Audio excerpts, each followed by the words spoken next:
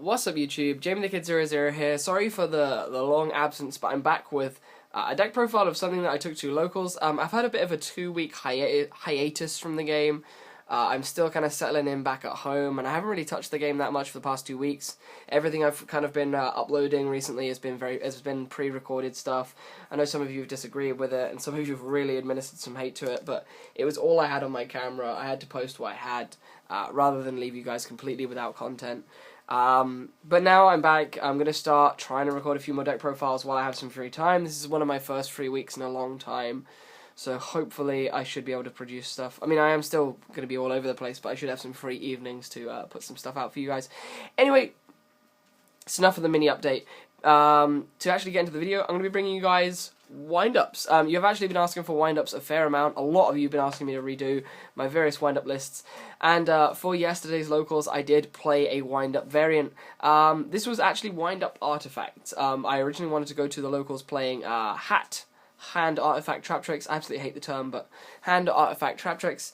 But kind of in a last-minute thing, I really didn't want to play a top-tier deck at what is basically a more fun-oriented locals. It was only a 4-round locals. It's not really a huge deal. If I was going to my more competitive locals, yes, I would have played H.A.T. But this one I thought, hey, let's have a less competitive slant. I still wanted to test artifacts because I hadn't played them yet, but I also wanted to play a different engine, and that engine that I found most complemented it was Wind-Ups. Wind-Ups worked really well with the engine, so I'm actually going to get straight into the deck profile now, and you should see how parts of it complement it. It's not, it's by no means perfect, but there are definitely parts that work together. So we're going to start off with 3 copies of Wind-Up Rabbit. Wind-Up Rabbit is your ideal first turn guy. I absolutely love Wind-Up Rabbit to pieces. A lot of you guys will know that the 2 secret rabbits are my favourite cards in the game, this and Rescue Rabbit. So being able to play this guy again is always really good fun. So triple Wind-Up Rabbit, triple Wind-Up Rat, your reborn guy, your Wolfbark of the deck. Still incredibly strong, still really useful throughout the day. However, it might be worth cutting down to 2 in this list, because, to be honest, its utility is getting a lot lower. A lot of the time you only really want to be searching it off for factory, I've been realising, but sometimes holding one is quite good. So it's not tragic, but Rat has been kind of reducing in effectiveness for me. Triple Shark, you kind of have to play the Triple Shark, and hey, we're playing an Artifact engine in this deck, so you can kind of start to see how this guy would work with some of the artifacts. And then I'm playing 1 Magician and 1 Warrior. Playing the 1 Warrior I was really afraid of doing because of the fact that in test hands I draw this a lot. And on Dueling Network I draw this a lot. I built this deck on Dueling Network, played 2 games, won both those games, and went, okay, I'm going to play this for locals. And I drew this all the time, but I still wanted to play this. I still wanted to play this engine because of the fact that you could go Invoker and this guy, and then if you had an Artifact monster you could make a rank 5. So I really wanted to play this guy, and it was integral to winning quite a few games. And of course the Magician is in there as kind of a self-explanatory thing. You have to play the Magician for the kind of combo plays it opens up. Then otherwise I played 2 Tour Guides. I felt that 3 and the Night Assailant was far too many. The Tour Guide was in here mainly for the Invoker play that I was talking about before, because Tour Guide and any artifact from the turn before is an Invoker and a Volcasaurus, and in some situations that can be almost game, or it can be massive, massive damage. And in a Soul Charge oriented format, I'd rather, well, in a format that has Soul Charge in it, I'd rather put my opponent on heavy damage really, really fast so that they can't Soul Charge later on in the game, because this deck doesn't actually play it. And then continuing with the monsters into the new stuff from Primal Origin, I played 3 copies of Artifact Moralltach. Everyone should know what Moralltach does, and I recently had it revealed to me that Artifact Moralltach does not target. This card was good for me anyway, the fact that it comes out and destroys one face-up card your opponent controls. But then, when it was revealed to me that the fact that it doesn't target, because it doesn't use the term target, I thought this card was outrageous. So Triple Moralltach, you have to play this guy if you're going to play an Artifact engine, in my opinion. This guy is the Artifact engine. And then I played 2 one-of artifacts. This was the kind of increased size Artifact engine that I've seen some people playing. I played 1 Artifact Begaltach. Originally, I read this and I was kind of silly, and I went, what does this actually give to the deck? Yes, it does destroy some of your own artifacts, but I felt like it was a really kind of dead card a lot of the time. But then I started really realizing the kind of combos you can put in with Begaltach and Moralltach, and just some of the crazy things that it can enable by triggering multiple artifacts when you want to get it. I really started to like this guy, but there were a couple of situations in which my opponent was able to play around him and forced me to nuke my own non-artifact cards, which did actually happen. It was really bad. But Begaltach is something that I have to get used to, but it was a really useful card. And then kind of the MVP artifact that I played was Artifact Scythe. Artifact Scythe is crazy. A lot of people knocked this card when it first came out, but if you actually read this card, it's crazy. When he's special summoned, like the rest of the artifact effects, he doesn't destroy cards. What he does is, he then prevents your opponent from using their extra deck for the rest of the turn. Now, if you can summon this guy off of using an Ignition to blow him up, or special summoning off a Sanctum, you can lock your opponent out of their extra deck for that entire turn. And if you do it at a critical position where they've put small, squishy monsters on the field, you win. You just win, because they can't make their big play, they're really, really vulnerable, and you just turn around and batter them. You turn around and stop them from getting so much... You stop them from getting advantage by going into their Xyzes and pushing on you. And then you're able to capitalise on the resources that they put into that then failed play. So this guy is incredible. And then, of course, Moralltach is really good because of his disruption. But Scythe just comes out and says no. If they don't breakthrough skill this guy the moment he comes out, at least I think his effect activates on the field. I'm not even sure. Yeah, if this guy is special summoned during your opponent's turn, when this guy activates, if they don't have a response to that effect, they are screwed. So I absolutely love his effect. For the monster lineup, that was 18 monsters, I think. I'm really happy with it. I don't think there's anything I would change. I couldn't find the room for hand traps in such a kind of big engined deck. So, it is what it is. Then for the spells, we have 10 of them, I believe. We are going to start off with one Book of Moon. I felt that this card was really versatile and I had enough room to put it back in. And not playing the hand traps, I wanted to play an extra versatile trap. So Book of Moon was that versatile trap. One Pot of Dichotomy. I never resolved this card and I never drew it. I sided it out a fair amount because I don't like the card anyway, but I only have 2 Artifact Ignitions and I wanted a third. I didn't have a third, and this took up the space of the third, but Dichotomy was it was in here as a theory card because there's a huge amount of engines that this card could recycle, but I never used it because I never drew it. So, Pot of Dichotomy, everyone. Then I played triple Pot of Duality. I'm so happy to be rid of that super one. Good friend of mine managed to trade me a secret, so I now have 3. Pot of Duality came in and replaced Upstart Goblin. I was testing Upstart Goblin, and it really wasn't doing what I wanted it to do. The extra 1,000 in wind-ups is actually kind of hard to recoup, and some of its big plays / OTKs can only do 8,000. It cannot do 9,000. So that was one reason why I wanted to remove it. Also, Pot of Duality complements various aspects of the deck by getting me to the more important things rather than just giving me a random draw. Yes, it does stop me special summoning for a turn, but if I can Duality my way into a Rabbit or one of the various artifact cards, I'm much more happy to Duality into that, lose my special summon, but have the certainty of finding something I need, rather than just blind upstarting, which I really, really don't like in this deck. So I actually cut the upstart. Some people did question me on it. And there is logic for both of them, but in my opinion, you have such a hard time recouping that extra 1,000 life points you give for Upstart, I'd rather play Duality. And Duality doesn't hinder the deck as much as you may think. You can just wait a turn before you go off.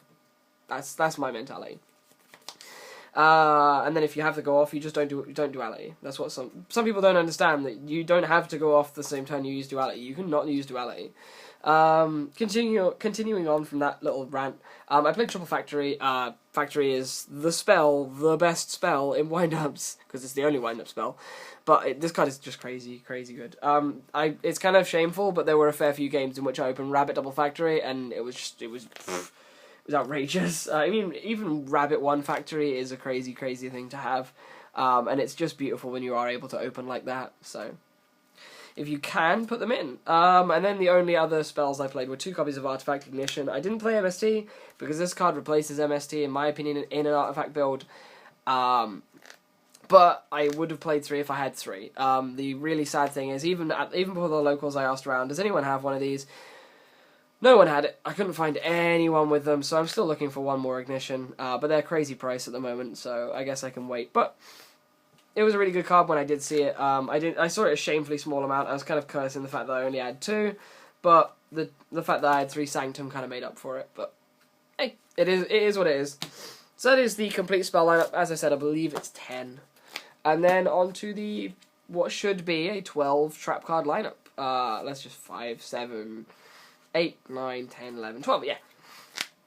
Unless my math is off. Sorry about the sniffing. I'm kind of a little under the weather. I think I've got a summer cold or something like that. But let's carry on. For the traps, triple Artifact Sanctum. Artifact Sanctum is just nutty. Having that attached ability that if it's destroyed by your opponent's card, you can target a card on the field and destroy it. That's pretty cool. And then there's also the fact that, you know, it's Abyss Sphere for artifacts. And those artifact monsters get effects when they're special summoned in your opponent's turn. So it's kind of good. So triple Abyss Sphere, which is nice. Double Breakthrough skill. I felt like Breakthrough was just really, really strong. So I felt, why not play Breakthrough at the moment? I feel that Fiendish Chain loses out a little bit because I play the Breakthroughs because it's an out to artifacts. Because artifacts are a part of the meta now, I reckon at least someone might be playing it on my locals. No one was, thankfully, but I wanted to make that call. And the fact that Breakthrough skill is... I like Breakthrough skill because it can shut out your opponent's Dweller, which they'd be using against my artifact component. And it also shuts out my opponent's artifacts because they're going to be special summoning their artifacts in my turn to get their effects off, which means I can use Breakthrough skill in my graveyard, which basically means I have 2 Fiendish Chains to their artifact cards, rather than 1 Fiendish Chain. So that's why I felt the Breakthrough skill was better in this current meta. Then otherwise, for my only other 2 I play 2 Dimension Prison. Some people were playing around this because I know from some of the events that I actually looked up the coverage for, Dimensional Prison has become the new staple back row because of various things that are just preventing Mirror Force from working. So the 2 Dimensional Prison were in here, and some people were playing around them. People were saying, "Look, I know you're playing Prison, so I'm not gonna, I'm not gonna play into it." But it was still a really strong card. I actually preferred it to Mirror Force yesterday, so that was the thing. Then otherwise I play 5 one-off traps. I play 1 Call of the Haunted. I was playing 2 of this, but I couldn't find my my second one, so I only played 1 in the end. Instead of the second one, I played 1 Malevolent Catastrophe. Malevolent Catastrophe was in here as kind of a Trollsy card. This should have been Trapstone really, but it was in here as a Trollsy card for the artifacts. And the fact that even if I had Factory up, once I'd searched all the components I was going to need, I could just have my opponent attack into me. I could Malcat away all their back row and go off next turn. So Malcat was good. I only actually drew it against a small child that I was playing and a very new player, but in theory it was good. That's all I can say. I never sided it out. I sided it out a couple of times against low back row decks, but a lot of the time I just didn't see it. But it was in here because of the fact that it would work with my artifact stuff and it would give me free pushes for game. So that was that. And then the other traps I played were the normal boring things of Bottomless, Torrential, and Warning, which are just 3 really, really strong traps. And that is the complete main deck, and we're 12 minutes in, so we should probably move through this fairly quickly now. Extra deck. 1 Zenmaines, 1 Invoker. These are self-explanatory. 1 Leviathan Dragon, because I needed muscle. 1 Leviair. Everyone knows that Leviair is crazy good in wind-ups. 1 Ghost Trick Alucard, because, hey, you're playing 3s. Alucard's really, really good. And then finally 1 Temtempo, because a lot of my friends have been convincing me to play Temtempo again, and I never drew him.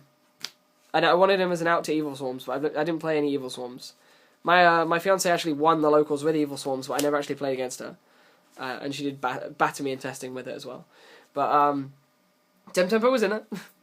Then for the 4s, I had to cut down on the 4s because I needed room for the 3s and the 5s, so the 4s did suffer a fair amount, but I find that 4s are the things you make the least in wind-ups, so I took that sacrifice, and the only thing I missed was Direwolf, and I only missed it once, and I had other plays, so you don't suffer that much. 1 Papal Imperative, or Papal Operative, people tell me off, 1 Dweller, 1 Honor Arc, and 1 Exciton. I felt that these 4 were the most important 4 that I could play. Papal Operative for the combo plays that you can do with Magician Shark and Factory. And then these 3 because they are, in my opinion, the 3 best rank 4s in this current meta, especially because you need Dweller for the artifact stuff and the various Sylvan plays. And then I played 4 5s and, of course, the obligatory 7 that you should all know what it is. So I played 1 Tyrus as your generic punch guy. He's just going to swing into back row.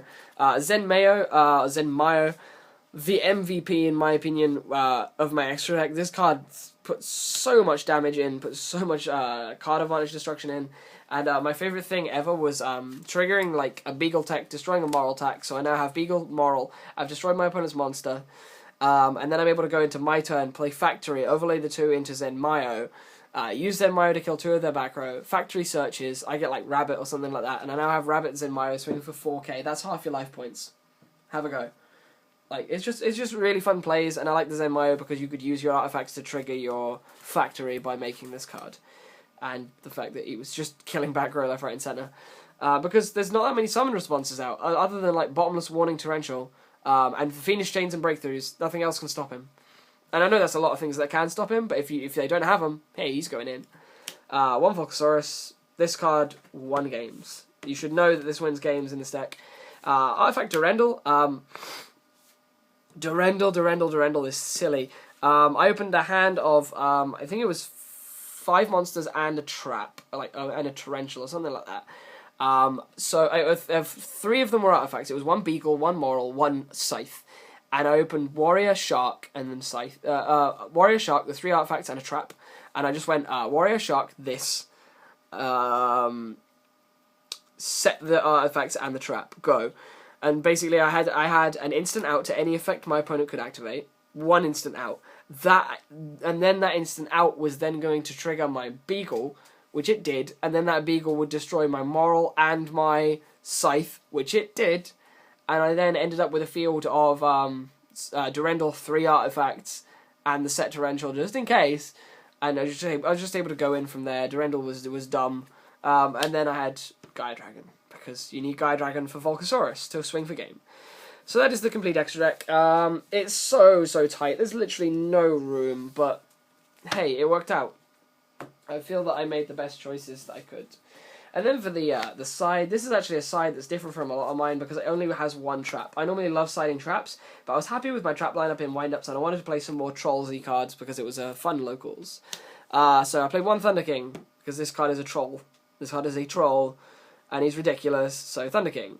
2 DD Crow, because that artifact hate, that Sylvan hate, that just good stuff hate. And I didn't play against either of them. Triple Max C.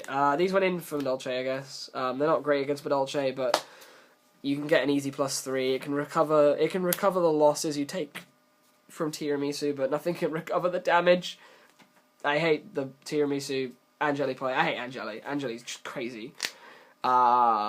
Spells were Dimension Fissure. I have to say before anyone questions it, whenever I put in the Fissure and the Soul Drain, which you'll see later, I sided out all the artifacts, because people are going to be like, oh, why would you put in Fissure and Soul Drain when you play artifacts? There's a lot of cards in here that I can side the artifact stuff out for. I manage it, okay? I side them out for, like, the T-King, MSTs, Messenger of Pieces. You'll see the rest of the side. But I side it all out. I'll tell you in a minute what I side out. And then I play double Messenger, because Messenger is really strong in Wind-Ups, in my opinion. Double Level Limit Area B, because this is my favourite troll card in Wind-Ups. It's really bad, but I have so much fun with it. So I wanted to play double Level Limit. Triple MST, because we weren't maining any, so we needed to side them. And then the 1 Soul Drain. And just because I said about it, you can transition side this all out, because people will see your Artifact Engine and they're going to side real heavy for it. So what you can do is, I think this is what I side. You can put these in and take out the triple of these. That's 3. I've got to remember if my math is correct. 5 and then 10. This is only 3, 8. So what I found myself sometimes doing was I would sometimes keep in 1 Moral and 1 Sanctum, or if I was feeling dodgy, I would also side out 1 more card, like the Dichotomy, and side in the triple Max Cs, because yes, the Max Cs are hurt by the Fissures, but the fissure, if I don't have the Fissure up, my opponent's probably going to be going off, like if they're playing Mermails, or if they're playing Artifacts, or if they're playing various different things like Madolches. This would almost always go in, the Artifacts would all come out, and 1 other card, so that was kind of how I sided with this deck. That was the transition, because people would always focus on the artifacts, because people are starting to forget how to deal with wind-ups, so they would just deal with the part that they understand. So I could capitalize on that. But yeah, guys, I hope you guys have enjoyed. I've definitely had a lot of fun playing this deck. It was a lot of laughs. The artifact stuff is, yeah, a bit unfair, but the wind-up stuff is definitely a lot of fun. Like the bouncy rabbit, just bouncy rabbit. Wind-ups are just good fun. But yeah, I think that brings me to the end of this video. Let me know what deck profiles you want to see in the comment section down below, or what kinds of videos you want to see. I've definitely got a few things coming up. I've been rearranging my collection. I've put a few decks together. Just need to actually put them together for real. Like, they're all in binders, but I can put them into actual deck sleeves and actually give them all their staples and give them a profile. So let me know what you want to see. I should have almost everything. Yeah, I think I've got almost everything that's relevant. So yeah. Give me a message as per usual. Like, comment, and subscribe. And I hope you've enjoyed. Please give me any feedback you feel to give, unless it's bad feedback or unless it's blind hate, because in which case you can piss off. Yeah, it's about everything. Peace out, guys. See you soon. Bye bye.